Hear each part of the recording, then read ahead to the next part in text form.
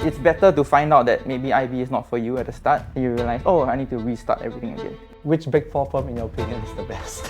PwC. You go to the pantry, then got this gun. Hi, welcome to a day in my life. Ah, red. Red. For sure, red. Why?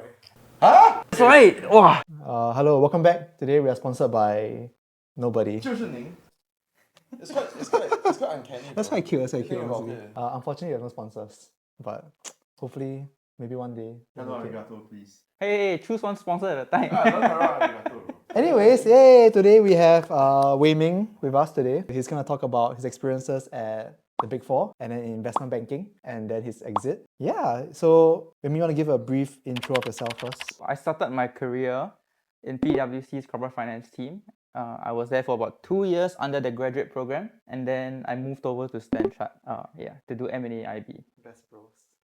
with him. Yeah. Exactly. Thank you for doing this. Before we go into it, we've got some rapid fire questions. First things first, he has a lot of experience in MMA and just like fighting and whatever, right? Does it make you feel more confident if, let's say, a fight happens in a bar? Easy answer, no. Usually what we learn is walk away, run away. Don't do anything. Oh, then what's the point of This is a wuss. But just in case it happens, then you know what to do under pressure. Wait, have you been involved in anything before? The applications. Yes, when I was drunk overseas Ooh. once, but I don't really remember what happened. So, As long as you weren't the one on the floor, right? nah. You have mentees in NTU because you were from there. What's something memorable that a mentee did that made you like, okay, I want to see this guy succeed. I want to, bet for him. That happens a lot. So I started volunteering right after I graduated. So I had a lot of mentees because it happens once every 6 months, and I have like various programs as well. Things that make a mentee stand out, they would really take a lot of initiative. They take the time to do like their own models, their own research. Then they'll just ask me, oh, can you help me vet this? Can you help me practice for my interviews, do a dry run, then after they ask for feedback. That kind of proactiveness and initiative, I think that is what makes someone stand out, because no one can know everything at the start. I presume the worst are the opposite lah. Yes, of course. Yeah. Like just chill, don't know anything, don't put in effort to try and find out for themselves. As a student, I think that's fine as well, because you're still trying to understand what kind of career you want, right? And not everyone will want the same kind of career. It's better to find out that maybe IB is not for you at the start, and you realize, oh, I need to restart everything again. Yeah. That's not very ideal. Wow, so wholesome. Which Big Four firm, in your opinion, is the best? PwC.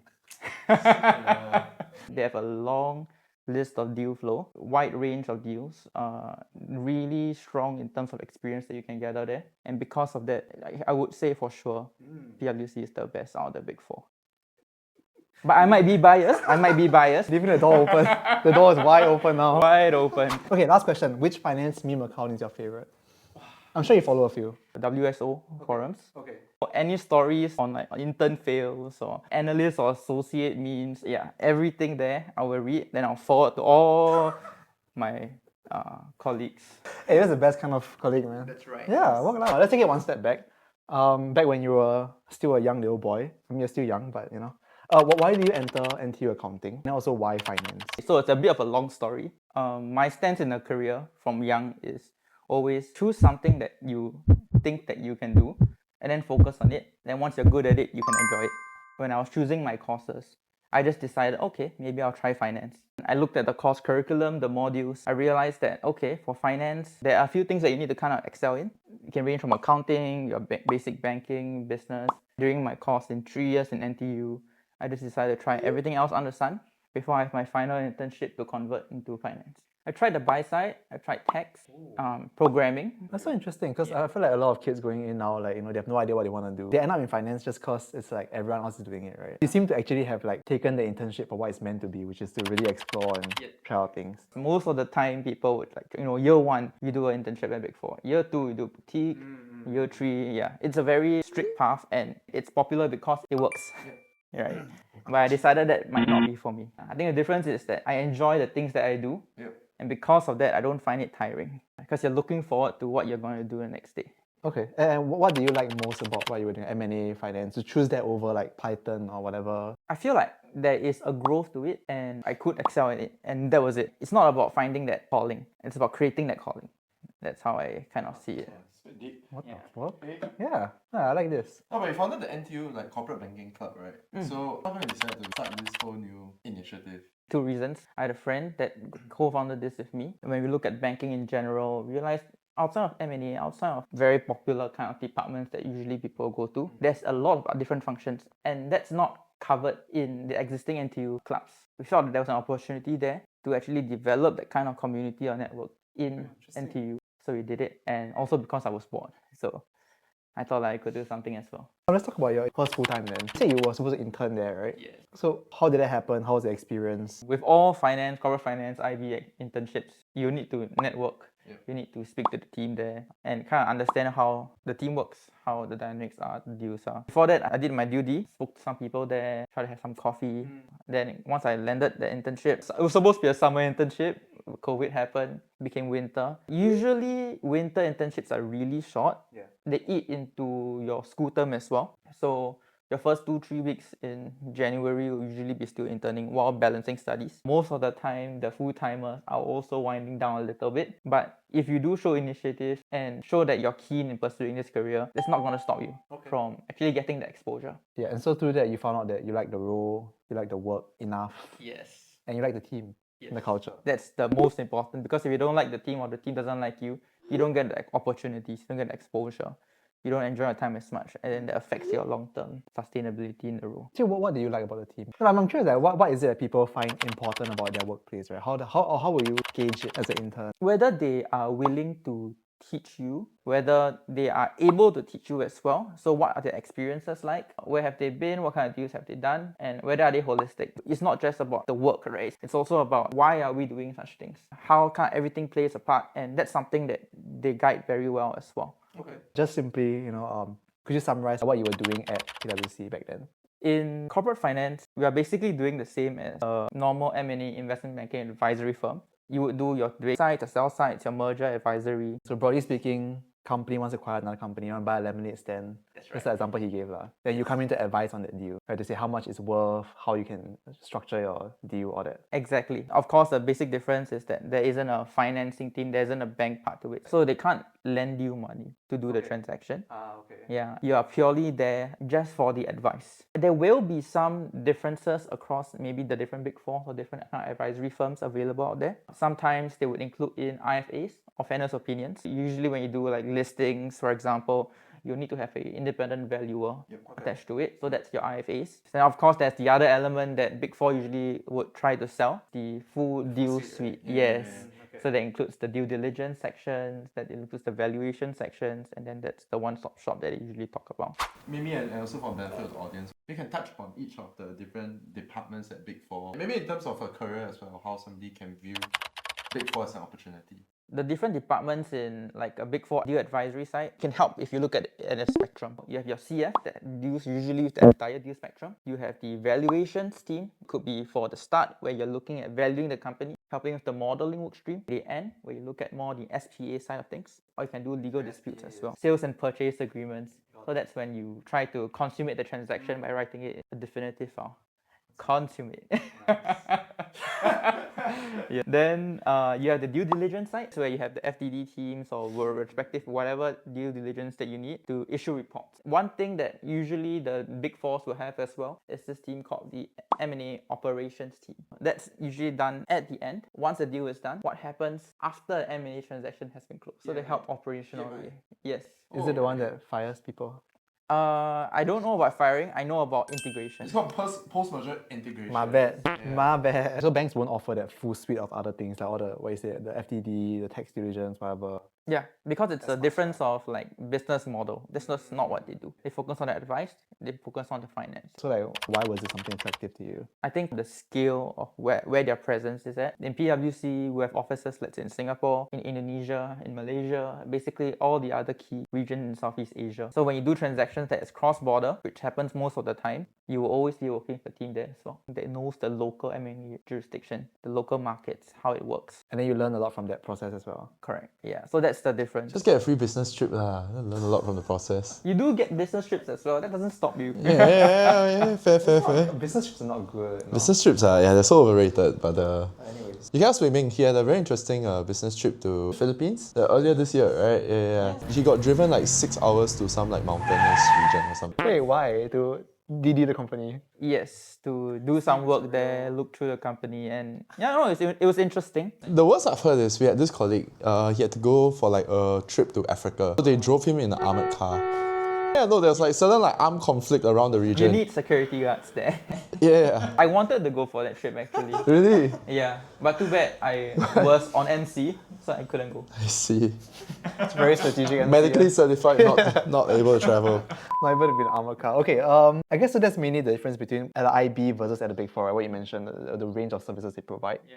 So what's a day in your life like back then? It's really the same what I experienced in Stanchart. That's a lie, right? Instead of going home at 3, you go home at like, I don't know, 2.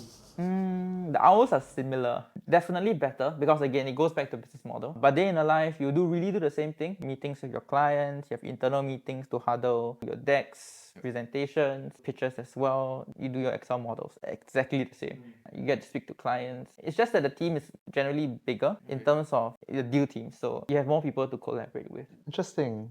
So hire a bit more people, do like a wider range of work. That's the whole model there, like, in a sense.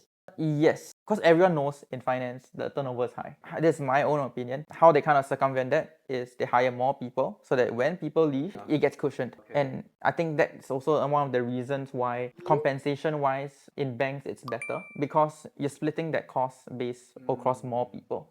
But you can see it on the flip side, if you're in the bank, there's only a few people and the deal teams are lean, all the cost base is to you. So you're doing 2 people's work, 3 people's worth of work, for example. Actually, okay, with that said, why were the hours? I've heard that it's quite bad at Big Four, depending on where you're at. It's really down to your personal choices because if you want to do more, you can definitely do more. You can push yourself. But if you want to be able to experience it as the days go by, it's possible for you as well to have a better life. Because again, business model, cost base is wider. There's less on you personally. Right. So theoretically speaking, like Big Four, bank guy gets paid more but works longer hours. Yeah, And that's big- the yeah. general rule of thumb. So I guess that kind of links to our question also, right? Like, why is there this stigma around the Big Four? Either the memes or like in terms of like the prestige level. There's the one that's like, the daughter brings the son home. And then she's like, oh, my boyfriend here works in investment banking. And then the dad's like, oh, at where? And then he's like, Deloitte. And he says, please leave. Get out the door. It's a meme? We don't mean anything by this. We don't agree. My take again, okay, it may be different for the other Big Fours. I love my caveats, by the way, is that because of the number of people that come into a Big Four, the variance will be higher. So there'll be people who perform very well, there'll be people who perform not as well, below average, and because of that, you might only look at the bad side of things. It's just a lot of like floating kind of stereotypes. Exactly. Everyone would think that, the CF team, okay, they're better in the audit and tech side. They'll probably not be that good in the advisory side, which may not be true because the people might come from different banks as well and then choose to have their career here as well. Does that translate to like, let's say, maybe if I'm trying to measure up the prestigious places, Big Four, like in terms of deal size, deal flow, is there a notable difference as well? I would say yes, because the fact that Big Four, there's more people, there's the capacity to do more volume. So strategy-wise, they would generally try to go for smaller deals. That's where the volume of deals are plenty. So you actually get a lot more deal closure and more M&A transactions involved as well. In my 2 years in Big Four, I was part of 3 deals that closed. Yeah, and one I did from start to end. Yeah, it's just really just by volume, it's so good. So actually, I think what's interesting, talk about this deal, and I think what people have heard about Big Four is that it's an exponential curve, right? You grind it out, you become a partner, and then suddenly you're making like $1 million a year.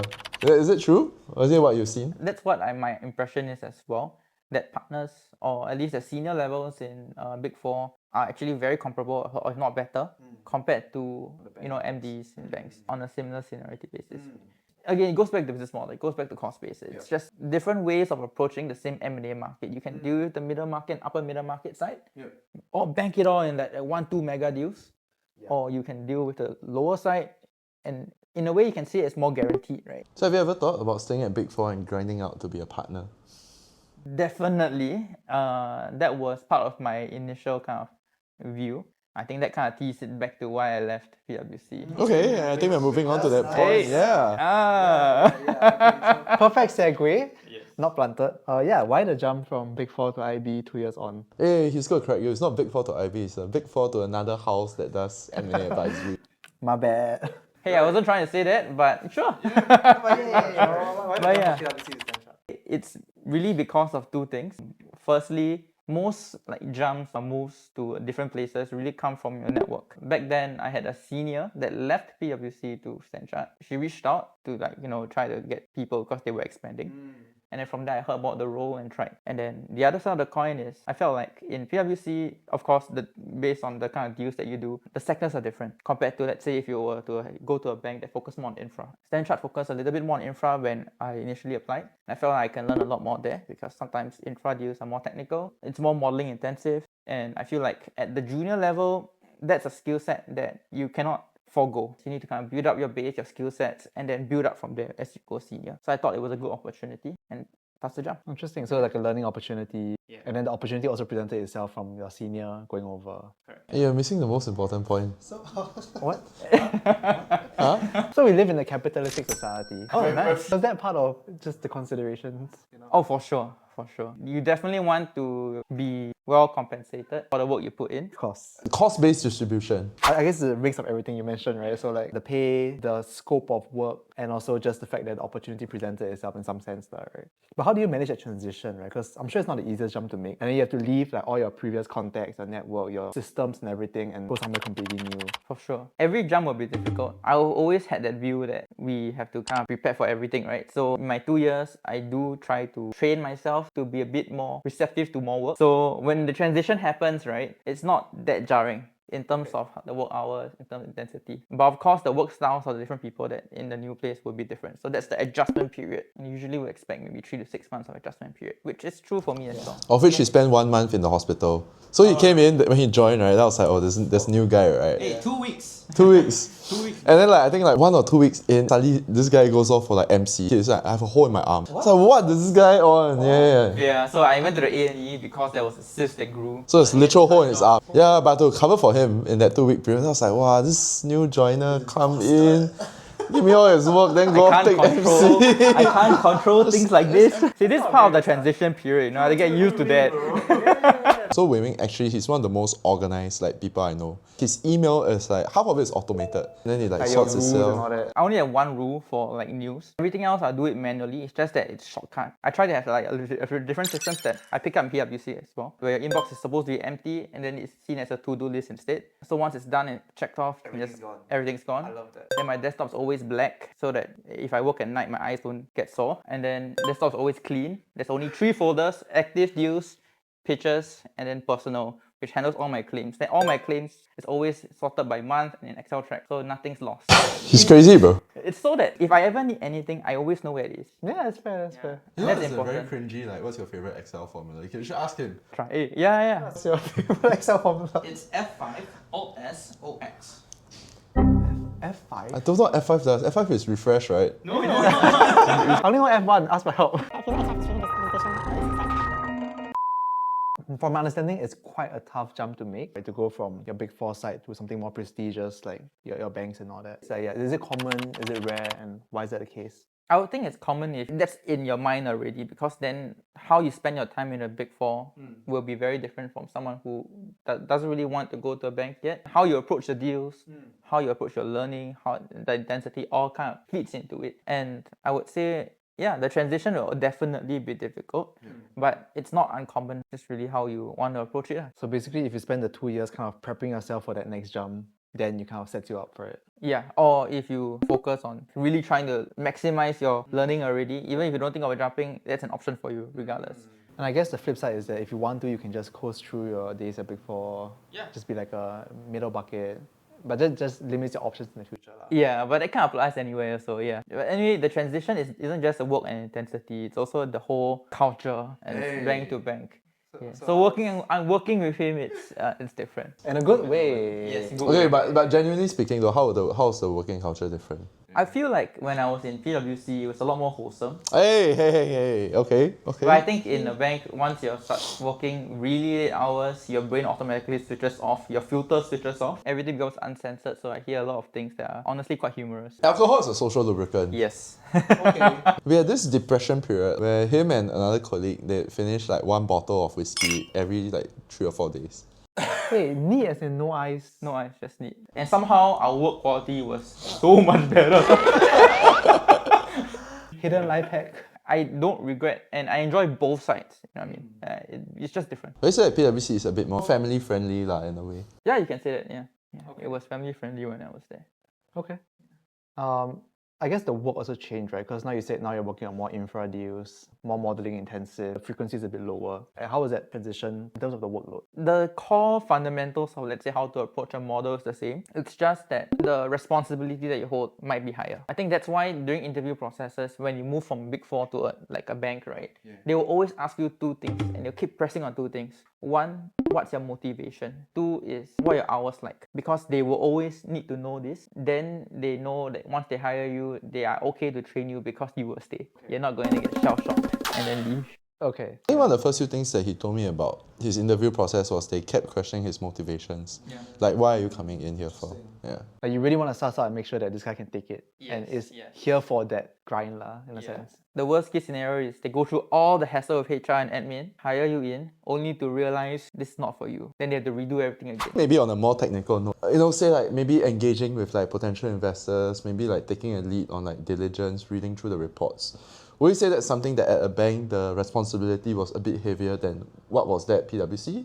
Or if PwC, if you really wanted to chung and pick this up, take the initiative basically, that the outlet is there also. Definitely the outlet is there. I was previously mentioning that PwC's business model is lower middle market deals, right? But it doesn't mean that they only do lower middle market deals. Because the seniors, sometimes they come from other banks, very more prestigious banks. They just come here to develop a career here. They have the ability to do larger deals as well. They know how to navigate those deals. So when they do bring those deals, middle market, upper middle market deals, that intensity is there because how you approach the work, the deal flow, it's different for a low middle market deal versus upper middle market deal. Because a low middle market deal, if it's like 10 million, 20 million, sometimes it's too small for you to do so many in-depth kind of due diligence, a lot of checks, right? Compared to an upper middle market where you're spending way more money, you need to make sure every dollar that you put in is well spent.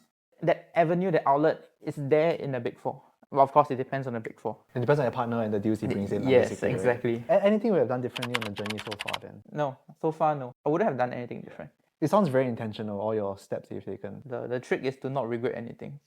Yes. Whatever happens. Yes, whatever happens. So last question then. Okay. Are you enjoying your unemployment now? Yes. What do you do? What's your day-to-day like? Now I'm focusing on making sure I have a routine in place. You're an organized man. Starting to work out again after not working out because too busy with work. Spend more time with my wife. And yeah, just see what I can do at my next stage. Because in banking, you train yourself in work ethic, in how you approach things. Every problem that you get, there's more responsibilities, right? That you need to learn how to break down everything into its simplest form and solving that instead. Take it step by step. That applies to anywhere else, yes. Regardless of what I do next, that still applies. It's not just about the technicals, the Excel work that you bring along. It's more than that. And that's why I say bankers can kind of go anywhere in some sense, right? Yes, but only if you know how to approach it. It's not like you have the title of banking and then therefore you can go anywhere. It's about what you learn and pick up there, and then you can go anywhere. Do you see this like happening in your daily life? Making sure things are organized and Oh, yes, my wife doesn't appreciate this. stuff? I met her like the other time, then she was saying like Wei Meng has a banker mode. Or I don't know, it's like when he sounds like a bit more serious now. It's about efficiency. So whenever let's say for example, go into a room, my first priority is always take my phone, charge. Because that's the thing that you can run passively. Before you settle down everything, make sure everything is running first so that when I'm settling down, everything is still running in the background. I like how it's a conscious decision. Yeah, but it's not relaxed at all. Yeah. Then I also don't like it when there's a lot of like miscommunication because when there's high intensity, there's work, you have to communicate a lot. You have to make sure everyone knows what everyone's doing. The timelines are great. So whenever there's like miscoms, like if I ask like a question A, then someone doesn't answer A, but they just say not B, then I get annoyed. Fair enough, Doesn't man. help That's- because That's part of day-to-day communication. It happens. It happens more than you think. Yeah. does, I get it. Yeah. So when you travel, everything taken care of by you, is it? You should see like insert screenshot of like. Can you send me a screenshot? Yo, so he sent me his honeymoon itinerary. He has like his insurance details like written down inside. Oh, that's sick. But he didn't reserve any restaurants. So I was like, bro. My detailness is really on the peripherals. so I try to be So for holidays, I try to make sure that if I ever need anything in emergencies, I know where to do. I know the nearest hospital, I know the numbers, everything. If I need a restaurant reservation, I'll do it earlier. But the day-to-day enjoyment, I let it go free and easy.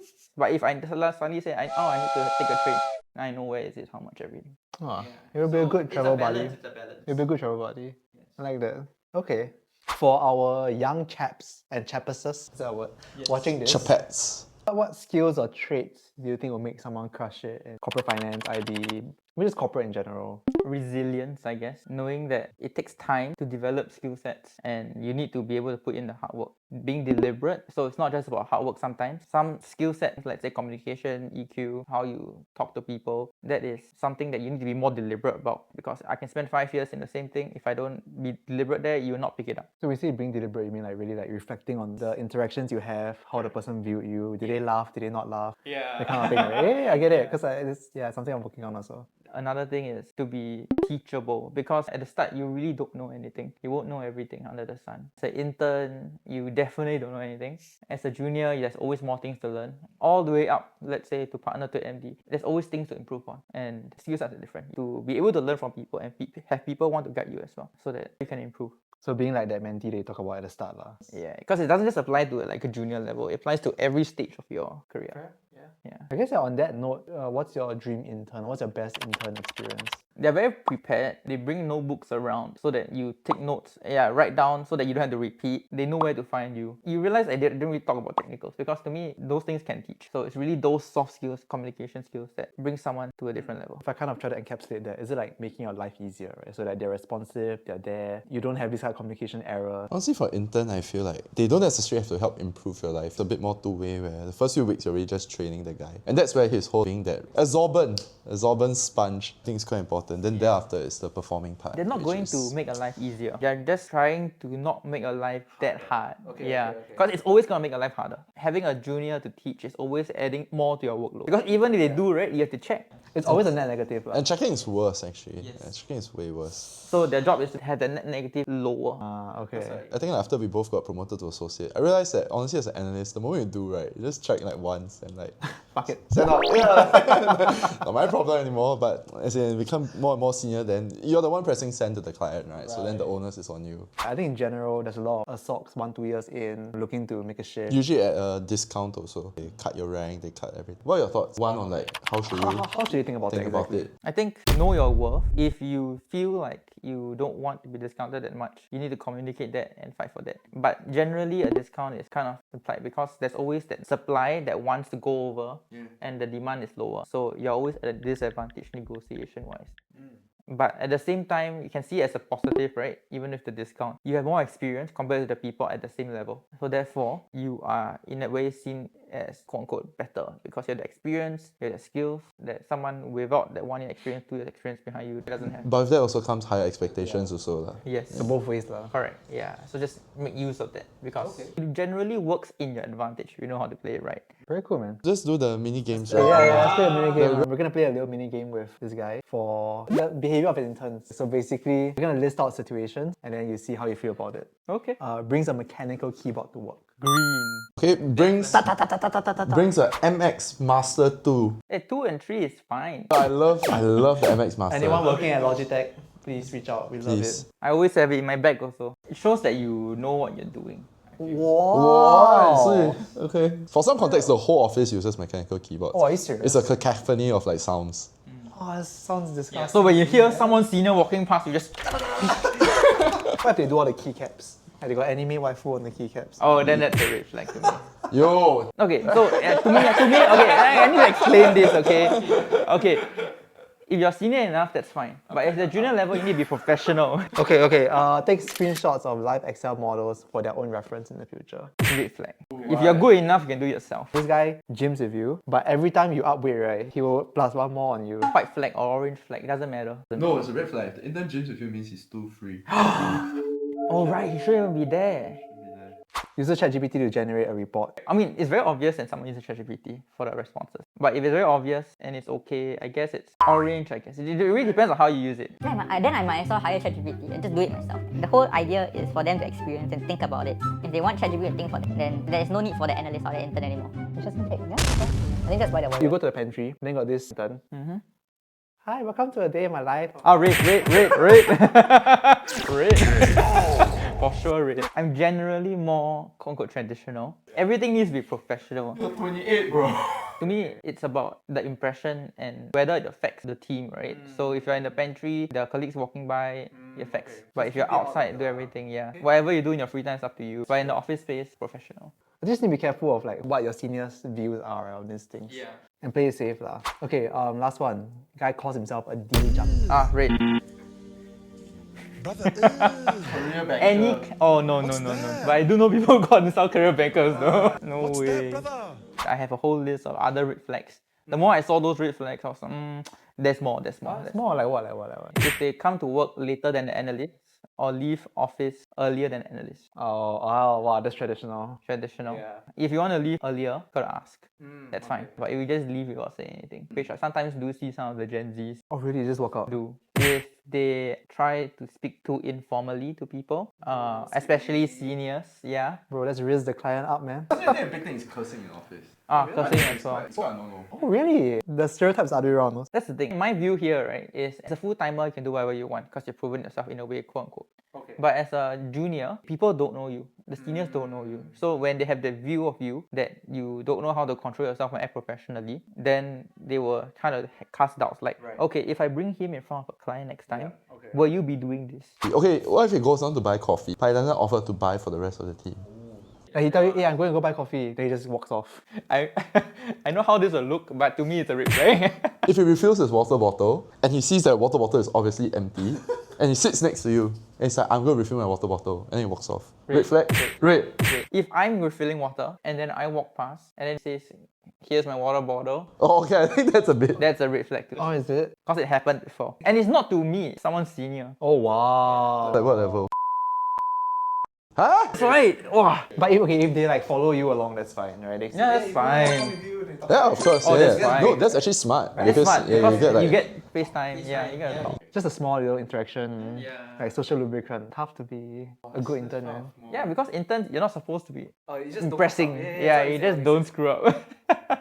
So basically you want like a super subservient intern lah. That's to your head. Oh, no. Actually, no. Not to be subservient because having no opinion is not what we want. But at least knowing how to read the social cues and behave, I think that's more important. Okay. Come. So final thoughts. There's been a lot of noise on like employment and how bad it is, how hard it is to find jobs, all that. What's your take on that? As a gainfully unemployed person. I would think it's difficult but you have to network because to me, you never get a job if you don't know at least someone on the other side backing you. So you need to network, you need to talk to people and then use that conversation to get to know more people and more people. And remember, the setting of the place also matters because coffee chat below their office is different from, let's say, meeting at a cafe nearby because how comfortable they are to share a few different things it's different as well. So gotta know that and then from there get yourself in a better chance. Because if you're just a name on a piece of paper, it doesn't matter. HR will filter you out. So basically, front door is dead lah, right nowadays.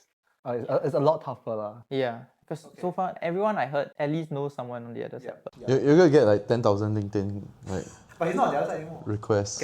Kind No, lah, it's quite big on like mentoring and stuff. lah, Yeah, we're not saying nepo, but it's more of just helps to know these things. for sure. Yes, because there are things that you cannot learn. You just have to be able to speak to someone and like get that. Okay, last one. What's one random idea or trend or something you learned recently, not related at all? An interesting Excel shortcut that you learned. I don't learn Excel shortcuts anymore, guys. He's learned them all. I bet them now. It's level 100. I guess the idea I was picking up was automating those macros in Excel using ChatGPT. So I'll just say, okay, this cell, this number, I need to do this feature. And usually what I'll do is I'll have two prompts. One prompt to teach me how to prompt and the other one to actually create it. So let's say, for example, I want to create an Excel shortcut to format the entire book with a button. Then I'll ask the first prompt, I need help to create a prompt to do this feature. Tell me what exactly I need, what the blanks needed, everything. And then once that output is done, I'll copy that, paste over and see if it works. So that's what I've been doing last time, but now there's no need for it. Analysts are dead, man. Okay, but anyway. Yeah, honestly, analyst, the role should be a bit different now, I feel. But yeah. All right, thanks so much for coming on. Thank you. Yay. And please click here for more. Click here to subscribe. Interested to sponsor, email us. Logitech, please. Thank you. All right, yeah. Yay. It's quite fun, huh? Not bad.